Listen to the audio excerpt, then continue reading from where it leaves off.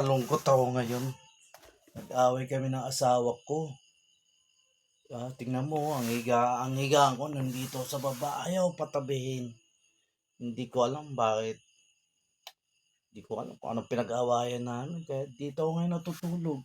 Ang hirap pala pag ganito ang kaaway ang asawa mo dahil hindi ka makatabi. Mami, tabi na ako dyan. Hindi, diyan ka lang. Ayan, narinig nyo po. Talaga naman. Kayo ba nangyayari ba sa inyo ang ganun? Pag nag-away kayo ng mag-asawa, ang lalaki ay nasa baba, ang babae ay nasa taas ng kama. Tingnan mo ang kalagayan ko ngayon. Nasa saiga ko. Subukan mo umakyat. May sipa ka.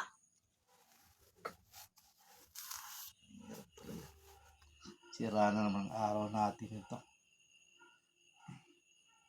Ano kayang magandang gawin na naman? Tama bang ginagawa namin? Ginagawa ko pag nag-aaway kami, dito ako matutulog sa baba.